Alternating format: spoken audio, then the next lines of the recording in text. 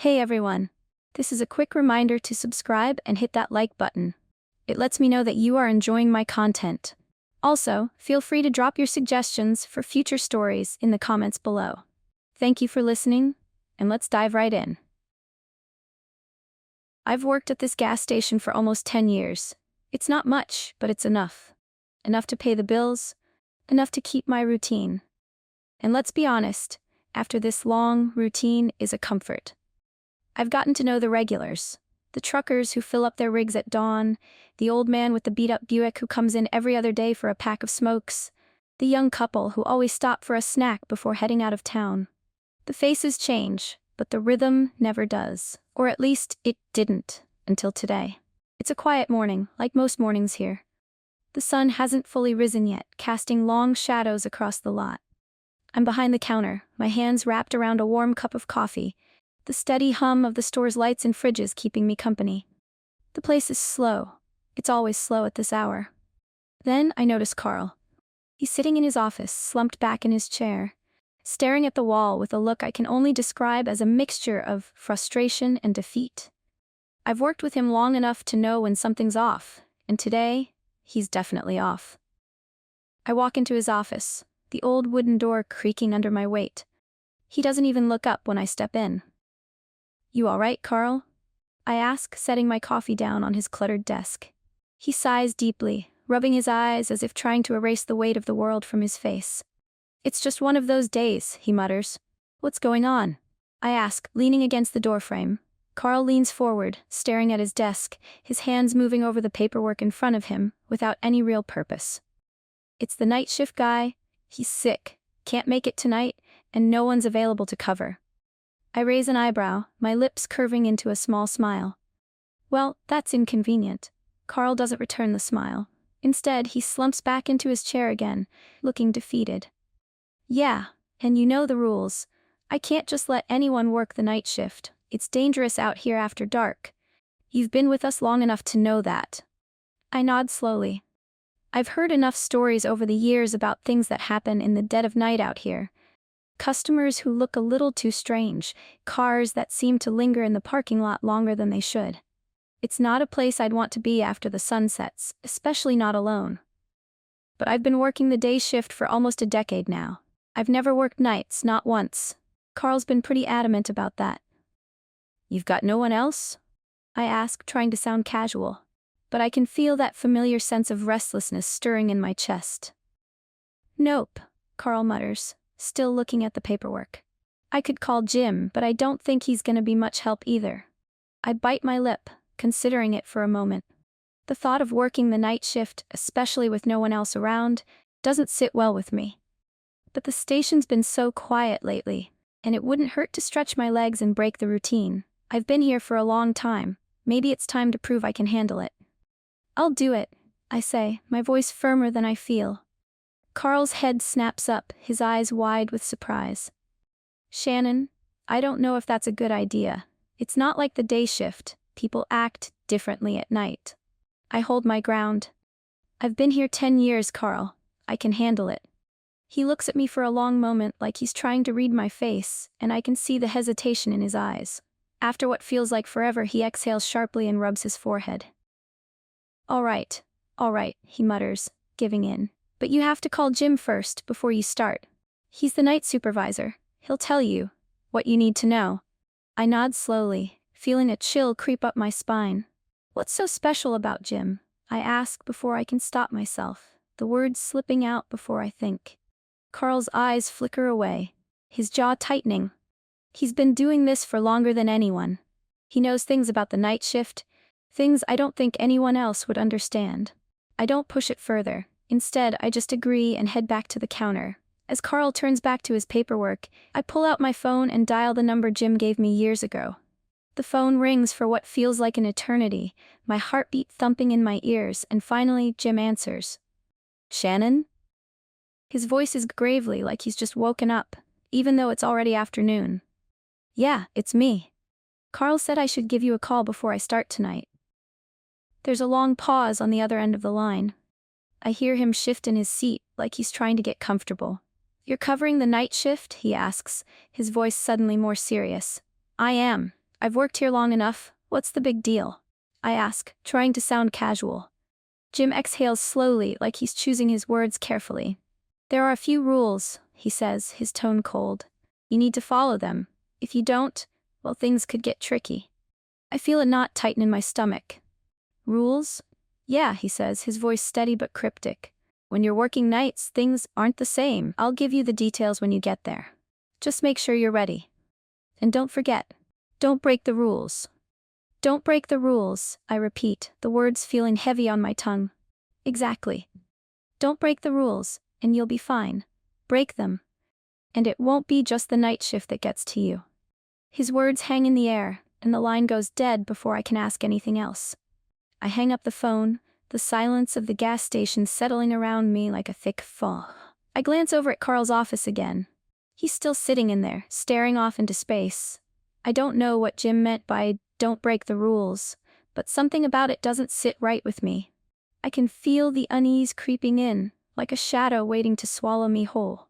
I shake my head, trying to push the feeling aside. I've worked here for years. I've seen everything there is to see. What could possibly go wrong? The quiet hum of the gas station was starting to get to me, like the world outside was just waiting for something to happen. I had just finished stocking the shelves when I glanced over at the clock. Nearly time for the night shift to begin. But first, I had to call Jim. He'd said it was important, and though I didn't quite know what to expect, I couldn't shake the feeling that something about this whole situation was off. The line rang twice before he answered. "Shannon," he said, sounding more awake than when we last spoke. "You ready for the shift?" I swallowed hard, fighting back the wave of unease that hit me like a cold breeze. "Yeah, I'm about to start." "Good. Listen carefully. I'm not going to repeat myself," Jim said, his tone shifting from tired to serious, almost like he was talking to someone much younger. "There are rules. Rules you have to follow, or else things get messy. You got that?" I nodded, even though he couldn't see me. "Yeah, I hear you. What kind of rules?"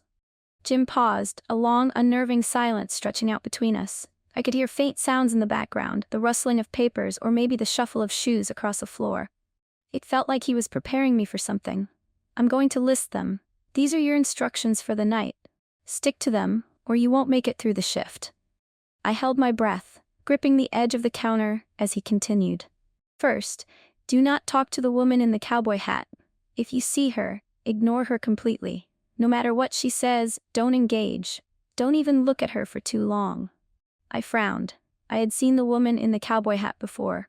She came in from time to time, though I couldn't remember much about her.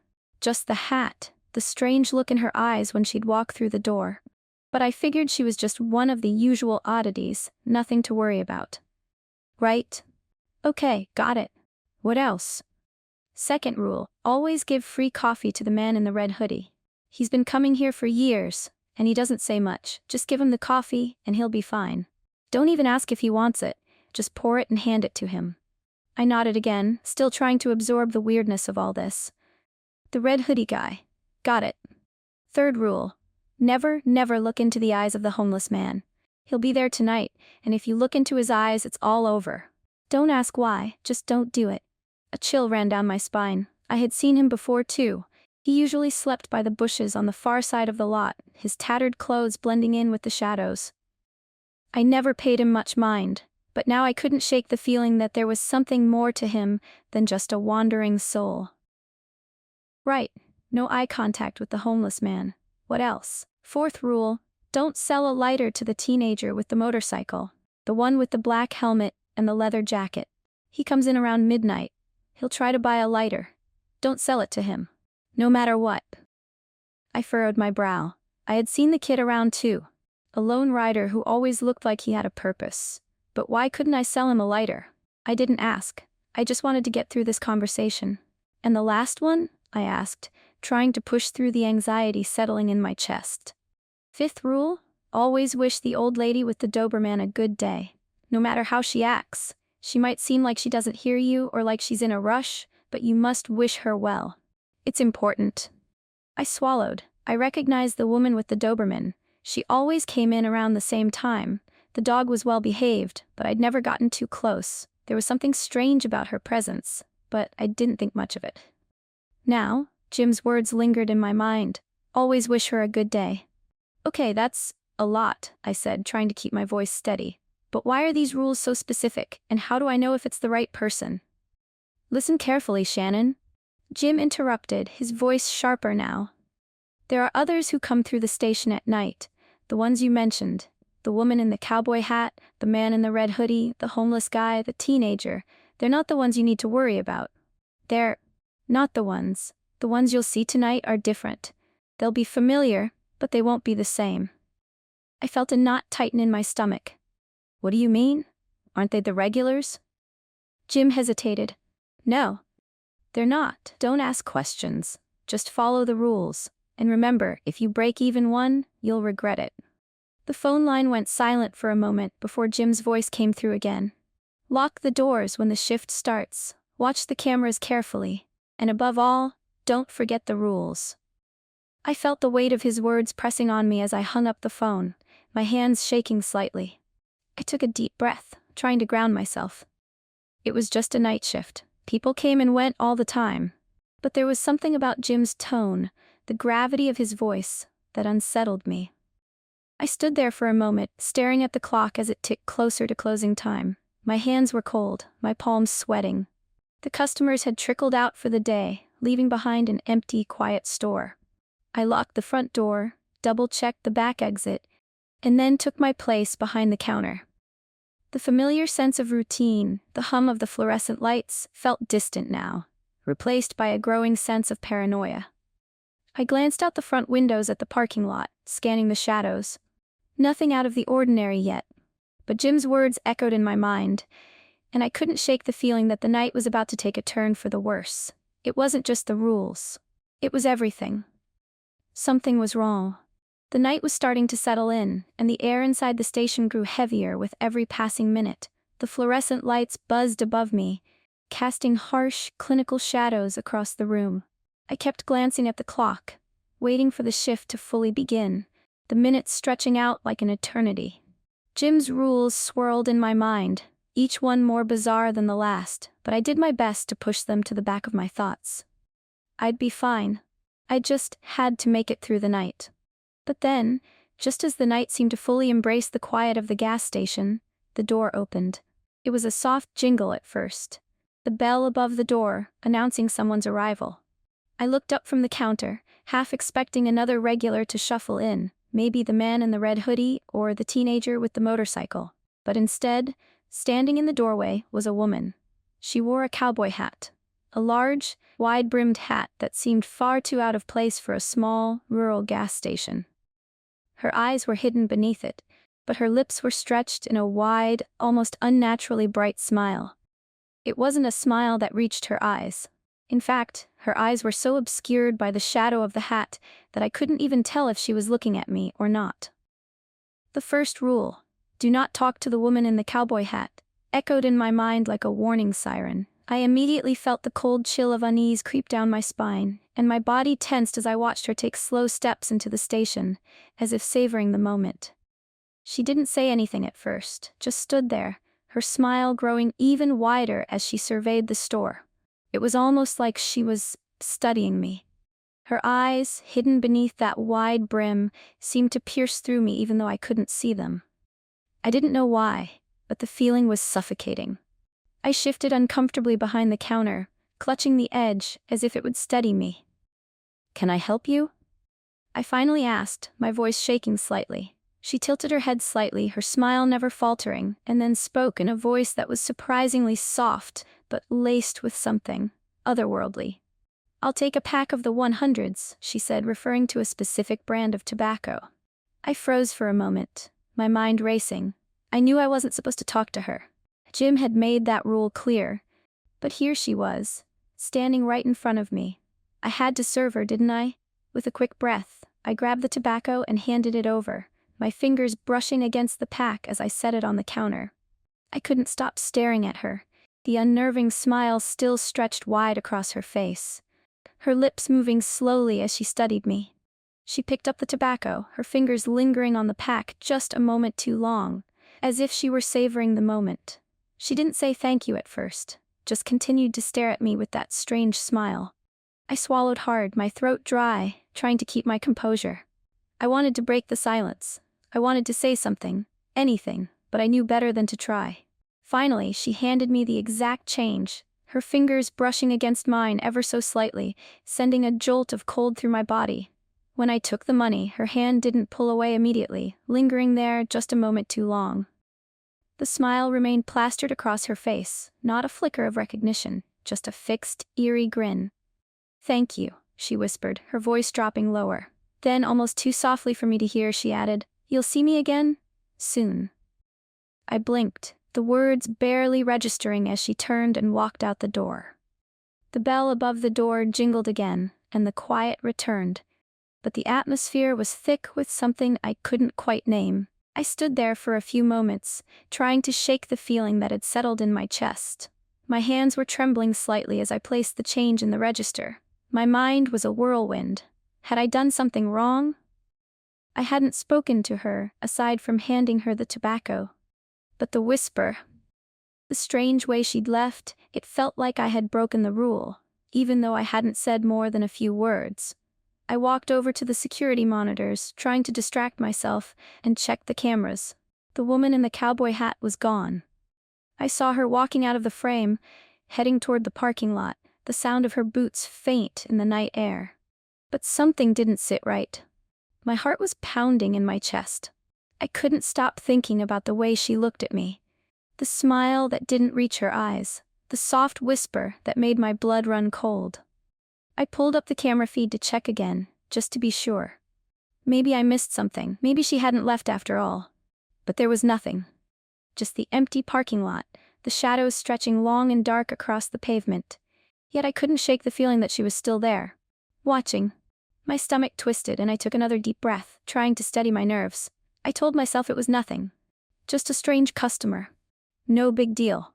Jim's rules were probably just part of the job. But I wasn't so sure. Not anymore. I glanced back at the clock. It was still early, not even 9:30 p.m. I had hours to go before my shift was over, and if the woman in the cowboy hat was any indication, the night was only going to get stranger from here. I locked the door behind me, double-checked the cameras, and took a step back behind the counter. But I couldn't shake the cold feeling that had taken root in my chest. Something about tonight didn't feel right, and I was starting to think that maybe, just maybe, I wasn't going to make it through the night unscathed. The station felt like a pressure cooker, the weight of the rules bearing down on me as I stood behind the counter. I'd already broken one of them in my mind. I was thinking too much about the woman in the cowboy hat. Jim had warned me about this, but I couldn't shake the feeling that something wasn't right. Then the bell above the door jingled again, cutting through the silence. I glanced up, my heart skipping a beat. It was him, the man in the red hoodie. I couldn't see his face, it was hidden by the hood as it usually was, but I didn't need to. I felt his presence the second he stepped into the station. It was like a shadow had fallen over the room, like the air had thickened and I couldn't breathe as easily.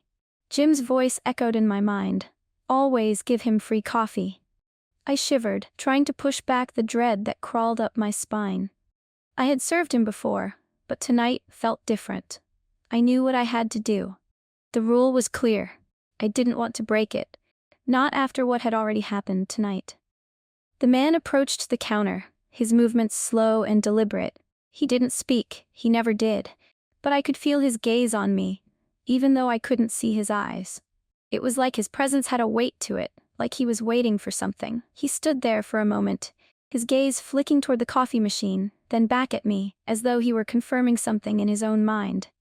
Then he silently held up his cup, an unspoken request. Without a word, I moved to the coffee machine, my hands shaking slightly as I poured the dark liquid into his cup. As I did, I couldn't help but notice the chill in the air around him. It wasn't like the usual cold of the night. It felt unnatural, as if the temperature had dropped specifically around him. When I handed him the cup, our fingers brushed. Just for a second, but it was enough. The cold that shot through my hand was like ice, sharp and biting. My stomach turned. He didn't look at me, didn't say thank you. He just took the coffee and moved past me without a sound, like a shadow passing through the room. He walked to the corner of the station and sat down at one of the stools by the window, the coffee cup resting in front of him. His hood remained pulled low, and his posture was unnervingly still. I stood there for a moment, staring at him, trying to breathe. My heart was racing. There was something about him, something off, but I couldn't put my finger on it. The silence stretched out, thick and heavy. I glanced back at the clock. It was only 10:15 p.m. I still had hours left on this shift. The thought made me feel trapped. I couldn't help it. My mind started to wander, replaying the moment his fingers brushed mine. That coldness. What if I hadn't followed the rule? What if I had ignored him, or just let him buy his coffee? Would the rules have caught up to me? Would something worse have happened? I felt the weight of the question hanging in the air, suffocating me, but I pushed it aside. The man in the red hoodie wasn't bothering anyone. He was just sitting there, staring out the window, like he was waiting for something. Or someone. A part of me wanted to ask him what he was waiting for, but the other part of me, the part that was now deeply aware of the rules, told me that asking would be a mistake. Do not engage. That's what Jim had said, and I had learned the hard way not to question the rules. Minutes passed. I watched him closely, but he didn't move. He just sat there, as still as a statue, his attention fixed on the dark expanse outside the window. I couldn't see anything through the glass. Just the shadows of the parking lot, stretching into nothing. I almost dared myself to ignore the rule, to walk up to him and break the silence. But the thought sent a cold shiver through my spine. I couldn't. No, I couldn't risk it. But still I couldn't shake the nagging thought. What would happen if I did break the rules? I forced myself to look away, trying to concentrate on the things around me. The clutter on the counter, the empty shelves, the hum of the fluorescent lights. But my thoughts kept circling back to him. The man in the red hoodie. Finally, after what felt like an eternity, he stood up. No word, no thank you. Just a sudden, fluid movement, like he was a part of the shadows themselves. He grabbed the empty coffee cup and walked toward the door. As he passed me, he didn't look at me. But there was something about his departure that made my breath catch in my throat. It was as if he hadn't just left the building. It was more like he had simply disappeared, like he was never really there at all. The door jangled softly behind him, and for a moment, I just stood there, frozen in place. The station felt so much emptier now, quieter, even though I knew it was just my mind playing tricks on me. I glanced back at the clock again. Only 10:45. The night was dragging, each minute feeling like an hour. I couldn't focus. My hands were still trembling from the encounter, my pulse racing in my throat. What had just happened? Had I done everything right? Was that just an ordinary man in a red hoodie, or was there something else to him? I shook my head, trying to clear the thoughts. No, it was fine. It was just another customer, that's all. But even as I tried to convince myself, the question lingered. What if I had broken the rule? The thought haunted me as I went to check the cameras, hoping to reassure myself that everything was as it should be. But as I watched the footage of the man leaving, something didn't sit right. He had left, yes, but when I rewound the footage to double-check, I noticed something strange. He didn't leave like a normal person. He moved too fluidly, too quickly, like he'd been erased. One moment he was there, and the next, he was gone. I stared at the screen, trying to make sense of what I was seeing, but the man was gone, the coffee cup was gone. There was nothing. And now, the fear was setting in again. The rules, the strange customers. What was really happening tonight? The night was dragging on, each hour blending into the next. The gas station felt more like a waiting room, one I couldn't escape. I was starting to feel the weight of it all. The rules were starting to consume me, their presence lingering like a shadow in every corner of my mind. Every customer who came in, every flicker of movement, was a reminder that I had to be vigilant. I was leaning against the counter, my arms folded across my chest, when the door creaked open again. The bell above it jingled softly, a sound that had started to feel less like an announcement and more like a warning. The homeless man. I froze for a moment, staring at him as he shuffled into the station. His clothes were ragged, his face unshaven, and he carried the unmistakable scent of someone who hadn't bathed in a long while. His eyes were downcast, but the moment he stepped inside, I remembered Jim's warning. clear as day, never look into his eyes. I swallowed hard, feeling a rush of cold panic wash over me. I knew I couldn't break the rules. Not after everything that had already happened tonight. I forced myself to look at the floor as he approached the counter, the smell of stale sweat and something else. Something darker, surrounding him. My heart pounded in my chest, my pulse quickening as he reached the counter. "I need a cigarette," he rasped, his voice hoarse and dry. I could feel him staring at me, even though I wasn't looking up. I fought the urge to glance up, knowing that even the briefest moment of eye contact could send things spiraling out of control. I could almost feel the weight of his gaze, even from the floor. It was as if he was drawing me in, pulling my attention toward him, but I wouldn't let it happen. "I'm sorry," I said, my voice shaking slightly. "We don't sell cigarettes to anyone without ID." It wasn't entirely true, but it was the rule, and I wasn't about to break it. He grunted, a low sound that was more of a growl than anything else. I didn't dare look up to see his face, not even for a second. My hands were trembling slightly as I rearranged the items on the counter, trying to keep busy. The seconds stretched on, each one feeling like a lifetime. He lingered for a moment longer, the air around us thick with an unsettling tension. Then, without another word, he shuffled out of the store, the door creaking shut behind him. I let out the breath I hadn't realized I'd been holding, but the unease didn't leave. If anything, it grew, like a knot tightening in my stomach. I turned to check the security cameras, just to make sure he was really gone. My heart thudded in my chest as I watched him stumble out of the frame and into the night, the darkness swallowing him whole. But something lingered. Something was still off. As I turned back to the counter, I shook my head, trying to shake off the feeling that had settled over me. I didn't know what it was about him, but I knew that I'd dodged a bullet by not looking him in the eyes. I'd followed the rule. For now, I was safe. The station was quiet again, the faint hum of the refrigerators and the buzz of the lights the only sounds. But that quiet didn't feel peaceful. It felt suffocating. I went back to cleaning, my hands moving almost automatically, my mind not fully present. I couldn't stop thinking about the homeless man, about his eyes, and how I could almost feel them on me, even when I wasn't looking. It was as though they were still watching.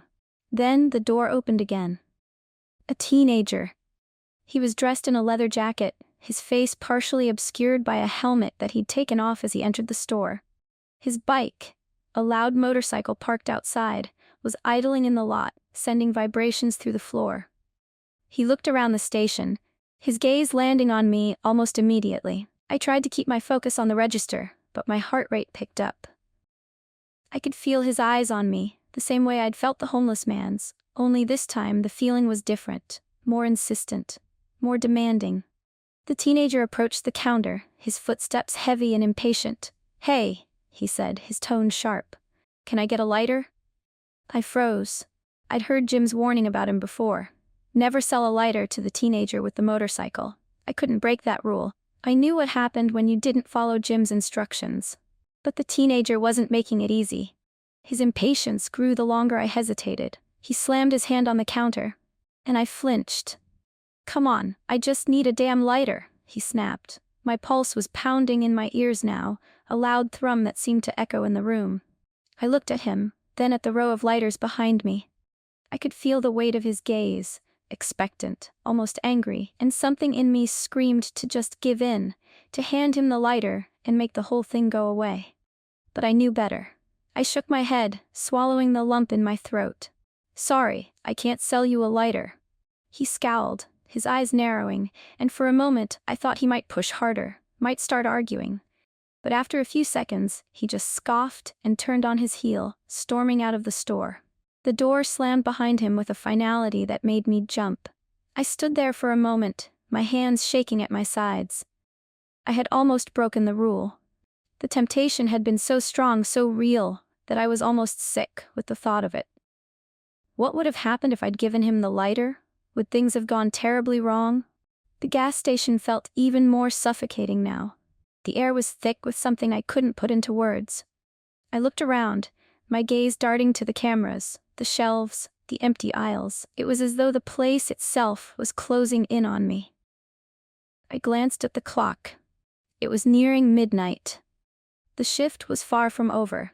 I'd barely made it halfway through the night, and already the rules had taken everything I had just to follow them. The tension in the air was unbearable.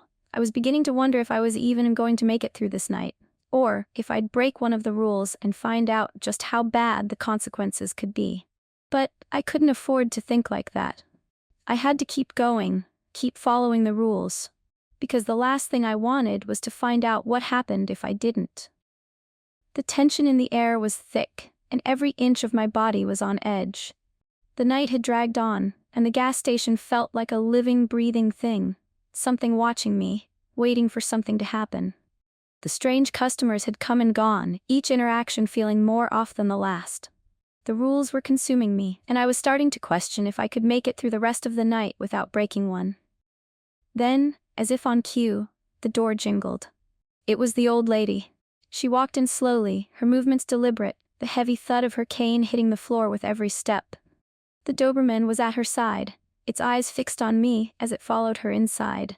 My breath caught in my throat, my mind racing as Jim's final rule echoed in my head. Always wish her a good day.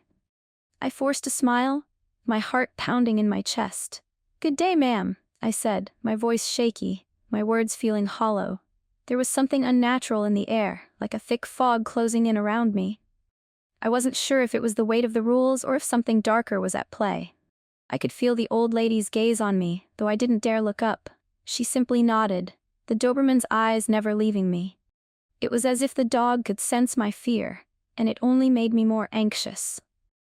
I stood there, my hand resting on the counter, frozen in place as she slowly turned to leave. I locked the door behind her, feeling the pressure build in my chest. Something about that last encounter felt wrong.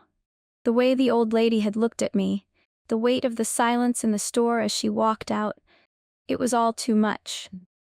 I needed to check the cameras, to make sure everything was still normal.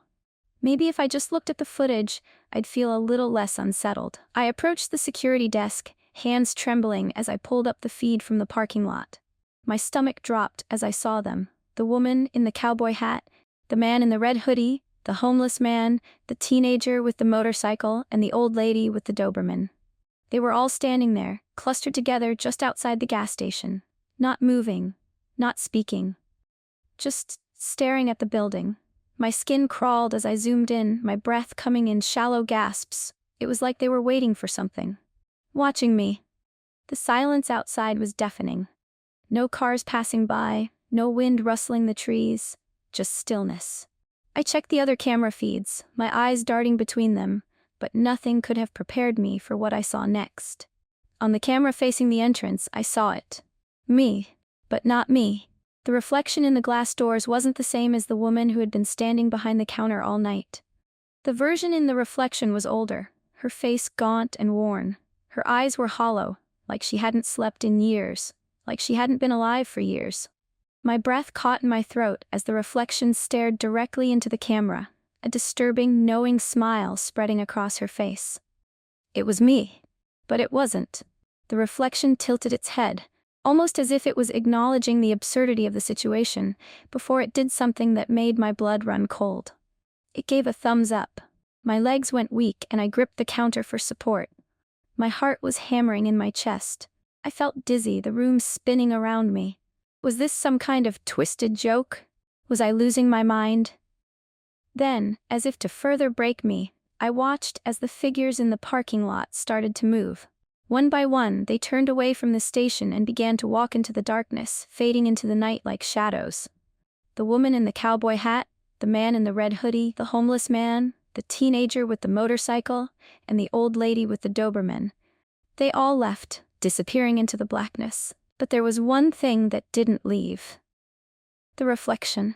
My older self, the version of me that looked like she'd been trapped here for longer than I could imagine, took a step forward.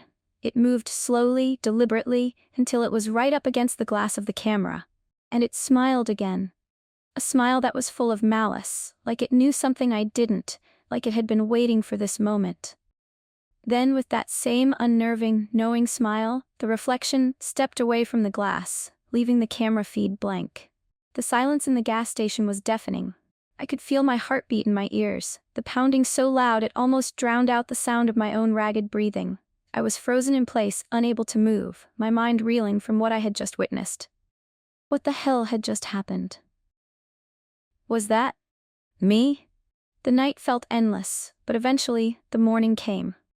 The clock on the wall ticked slowly, the minutes dragging as I waited for Jim to show up. Finally, the door jingled open. Jim, he walked in like any other morning, casual, calm, as though nothing unusual had happened. He nodded at me, a slight grin on his face, as he stepped behind the counter to take over. I couldn't hold it in any longer. I had to tell him everything. Jim, you have to listen to me, I said, my voice trembling. Something's wrong. All of them, the customers tonight, they weren't normal. They stared at me, and then I saw myself. I saw my reflection in the cameras, but it wasn't me. It was an older version of me, and I choked on the words. She gave me a thumbs up, Jim. She smiled at me like she knew something I didn't. What the hell is going on? Jim just stared at me, his expression unreadable. He didn't look surprised or even concerned. He just stood there, calm, collected. After a long silence, he finally spoke. You should be happy you're still alive, he said, his voice soft, almost pitying. Some people don't make it through the night shift. The chill in his voice sent a shiver down my spine. I stared at him, my mind reeling. What did he mean by that? How many others had been through this before me? And how many hadn't made it out alive? Jim walked past me without another word, as if this was all just another normal shift. I stood there, rooted to the spot, my heart still pounding, my head spinning. I didn't know what had just happened, but I knew one thing for sure. I was never working the night shift again.